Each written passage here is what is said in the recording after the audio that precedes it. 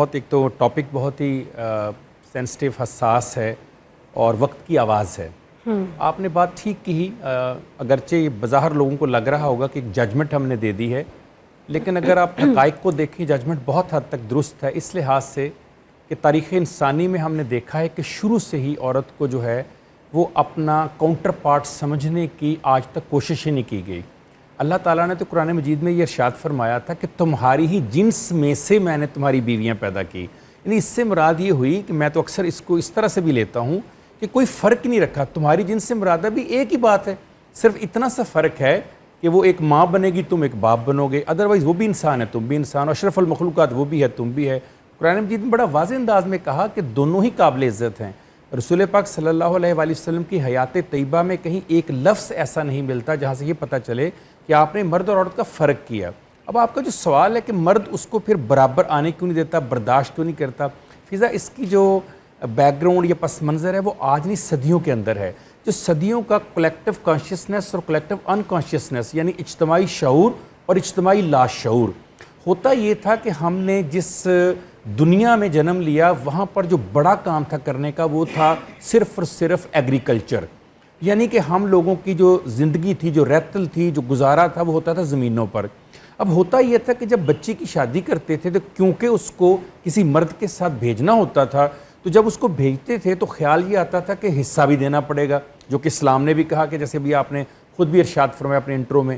اب یہاں پر یہ پرابلم پیدا ہوتا ہے پدرسری معاشرے میں کہ کیونکہ مرد کا حصہ زیادہ ہونا چاہیے، اگر لڑکی حصہ لے گئی تو وہ گھر جس کی وہ زمین ہے وہ حصہ کم ہو جائے گا. تو پہلے دن سے ہی خاتون کے حوالے سے اس کو زر اور زمین کے ساتھ اٹیچ کر دیا گیا. میں ہمیشہ آپ کے پروگرام میں 2 بار کہہ چکا ہوں، آج دوبارہ کہہ رہا ہوں، مجھے اس جملے سے شدید نفرت ہے. زر، زن، زمین. بھئی آپ ایک جیتی جاگتی اشرف المخلوقات عورت، سانس لیتی خاتون کو آپ جائیداد اور پیسے کے برابر لا رکھتے ہیں. یعنی آپ کا خیال ہے کہ جو اہمیت زر کی یعنی پیسے کی ہے اور جو زمین کی ہے وہی عورت کی ہے. وہ جو جیتی جاگتی ہے، سانس لیتی ہے، کام کرتی ہے، دنیا میں آئی ہے، اللہ نے بھیجی ہے، اللہ بنانے والا، برانڈ اللہ اس کا. آپ کون ہوتے ہیں اس کو ان 2 چیزوں کے ساتھ شامل کرنے والے جو دنیا میں کمائی جا سکتی ہیں؟ مجھے ایک انسان بنا کر دکھاؤ اس دنیا میں اللہ کی مرضی کے بغیر. تم زمین کما سکتے ہو، تم پیسہ لے سکتے ہو، تم چوری کر سکتے ہو، تم 2 نمبری کر سکتے ہو، لیکن کیا کسی انسان کو دنیا میں لا سکتے ہو؟ کیا دنیا میں کسی چیز کو اشرف المخلوقات قرار دے سکتے ہو؟ جب نہیں قرار دے سکتے تو پھر تم زر اور زمین کو زن کے ساتھ کیوں شامل کرتے ہو؟ اس لیے پہلی نفرت تو یہیں سے شروع ہو جاتی ہے. دوسری بات یہ ہے، مرد یہ سمجھتا ہے کہ عورت جب اپنے پاؤں پہ کھڑی ہوتی ہے، معاشی طور پر مضبوط ہوتی ہے، تو اسے کسی طرح کا تھریٹ ہے. یہ میری جو سمجھ سے باہر ہے کہ جب زندگی میں 2 پہیے ہیں آپ، تو دونوں پہیوں میں برابر کی ہوا اور برابر کی طاقت ہونی چاہیے. یہ آپ کیسے سمجھ لیتے ہیں کہ عورت جو ہے وہ زیادہ طاقتور ہو جائے گی معاشی طور پر، سماجی طور پر، تو مرد کو جو ہے وہ نیچا دکھا دے گی؟ اگر اس طرح مان لیا جائے تو اس کا مطلب یہ ہوا جب سے مرد طاقتور ہے اس نے عورت کو نیچا دکھانا ہے، اور دنیا کا ہر مرد عورت کو نیچا دکھاتا ہے. بالکل ایسا نہیں ہے. یہاں پر بہت بڑے بڑے صحابہ کرام، ان سے پہلے ائمہ کرام، ان سے پہلے انبیاء، انہوں نے تو کوئی فرق نہیں کیا، تو تم کون ہوتے فرق کرنے والے؟ پھر نفسیاتی وجوہات بھی ہیں اس کی. مرد یہ سمجھتا ہے کہ میرا جو گرپ ہے، میں جو ایک بادشاہ ہوں، میں جو کیپٹن ہوں، میں جو شپ کو چلا رہا ہوں اس گھر کو، اگر عورت جو ہے وہ معاشی طور پر، سماجی طور پر، نفسیاتی طور پر اپنے پاؤں پہ کھڑی ہو جائے گی تو کل یہ نہ ہو کہیں کہ گھر کو یہ چلائے. اچھا میں اس پہ بھی بات کرتا ہوں، اس کو ایکسیپٹ کر لیتے ہیں ساری بات کو فضا کہ یہ بالکل ٹھیک پراپوزیشن ہے.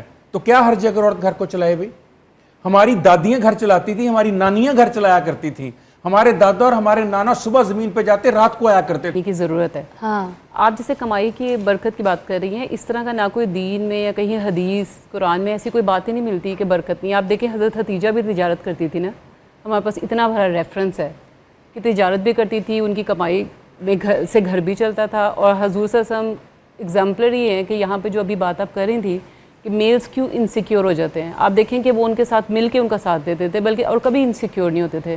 اور جب نبی پاک کو ضرورت پڑی تو انہوں نے اپنی جائیداد ان کے قدموں تلے بھی رکھ دی، تو ان کے پیسوں میں برکت تھی. تو حضرت ختیجہ نے اپنے پیسوں کو رکھا نا. رضا گھر میں برکت پیسوں سے اگر ہوتی نا تو جو امیر ہیں ان سب کے گھر میں برکت ہوتی ہے. اس وقت گھر میں برکت ہوتی ہے کہ عورت کتنی محفوظ اور کتنی پرسکون رکھی ہوئی ہے آپ نے اپنے گھر میں، برکت اس سے آتی ہے. ایسے ہی چاہے بہت زیادہ کما بھی رہی ہے عورت، اگر وہ ذہنی طور پہ یا ایموشنلی طور پہ سیکیور نہیں ہے تو تو گھر سے برکت ویسے ہی اٹھ جاتی ہے، کیونکہ آپ کی ہر دن کی لڑائیاں، آپ کے بچے جو دیکھ رہے ہوتے ہیں، تو برکت تو ویسے چلی جاتی ہے. تو کمائی کے ساتھ برکت کو ریلیٹ کرنا صرف اور باقی سب چیزیں بھول جانا، یہ ویسے یہ غلط کانسیپٹ ہے جو ڈیولپ ہوتا ہے سوسائٹی میں، لیکن اس کی کوئی ریفرنس ہمیں دین میں نہیں ملتا.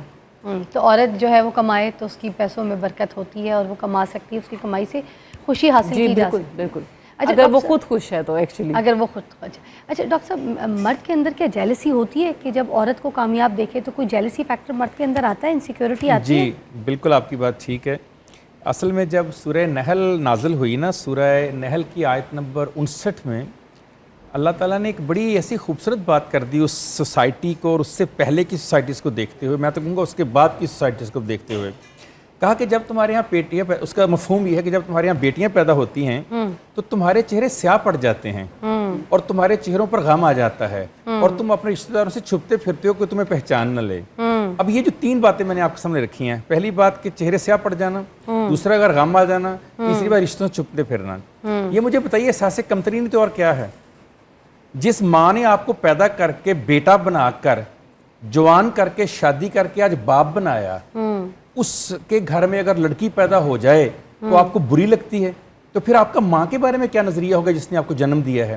پھر آپ کا اپنی بیٹی کے بہن کے بارے میں کیا نظریہ ہوگا جو آپ کے ساتھ پرورش پائی ہے؟ یعنی ہم بھول جاتے ہیں کہ ایک عورت نے ہمیں جنم دیا. میں اکثر ایک سوال کا جواب بہت دیتا ہوں اور آج آپ کے پروگرام میں کہہ رہا ہوں. کہا جاتا ہے 1,24,000 پیغمبر پیدا ہوئے، کوئی خاتون کیوں نہیں تھی؟ پہلی بات تو یہ، ہم 1,24,000 پیغمبروں کے نام نہیں جانتے، ہو سکتا خواتین بھی رہی ہوں پہلے. اگلا سے اہم بات یہ ہے، ان 1,24,000 پیغمبروں کو پیغمبر کس نے جنم دیا اور کس نے بنایا؟ کیا وہ ایک ماں نہیں تھی جس نے ان کو پیدا کیا، جس نے ان کی پرورش کی، جس نے ان کو آغوش میں رکھا؟ تو کس بات کے لیے اب جیلس ہو رہے ہیں اس کے ساتھ؟ اور ایشو کہاں ہے آپ کا اس کے ساتھ؟ لڑائی کہاں ہے؟ جنگ کہاں ہے؟ پیدا کرنے والی تو ماں ہی ہے نا. جی وہی تو کہہ رہا ہوں، پیدا کرنے والی بات ہے. جو آپ سے پرورش پائی ہے بہن آپ کی، وہ بھی آپ کی عورت ہی ہے ایک. لیکن جب آپ کے گھر بیٹی پیدا ہو جاتی ہے، آپ کی گردن جھکنا شروع ہو جاتی ہے، آپ جیلسی فیل کرنا شروع کر دیتے ہیں. پھر گھر کے اندر آپ کو محسوس ہوتا ہے کہ اگر میری بیوی زیادہ کمائی کرے گی، زیادہ محنت کرے گی، زیادہ کام کرے گی، تو پتہ نہیں گھر کی وہ کون سی چیز اٹھا کے لے جائے گی. کہاں جانا اس نے؟ تمہارے نام اس کے ہاتھ میں آ جائے گا، تمہارے نام لگی. میں تو کہتا ہوں فضا، جن گھروں میں خواتین کے ہاتھ میں کنٹرول ہے، گھر کی بات کر رہا ہوں، معاشرت کی، باہر کی بات نہیں کر رہا، ان کے گھر زیادہ سٹرونگ ہوتے ہیں، زیادہ ڈسپلنڈ ہوتے ہیں. ہمیں تو اپنے گھر میں دیکھا کہ ہمارے گھر میں ہمارے ابا جو ہیں وہ تھوڑے سے لینیٹ ہیں. سن بھی رہے ہوں گے میری بات. ابا نے آج تک کبھی کسی کو ڈانٹا نہیں. امی ڈسپلنڈ ہیں، امی بہت سخت ہیں، امی بڑی اسٹرکٹ ہیں. امی کی وجہ سے ہم 5 بھائی پڑھ گئے ہیں. اگر میں آج PhD کر کے بیٹھا ہوں، میرے بھائی ڈاکٹر بن کے بیٹھے ہیں، میرا بھائی برسٹر بن کے بیٹھا ہے، اس کے پیچھے امی کا ڈسپلن ہے. اور امی کی جو سیلری تھی، امی کی جو ارننگ تھی، وہ ابو سے زیادہ تھی. آج تک نہ جی بالکل. میرے والد انجینئر تھے، سول انجینئر تھے، ایک محکمے میں جاب کرتے. میری والدہ ڈاکٹر تھیں. ان کی ڈبل، کیونکہ وہ پریکٹس بھی کرتی تھی، وہ ہاسپٹل میں بھی تھی، ان کی ڈبل کمائی تھی.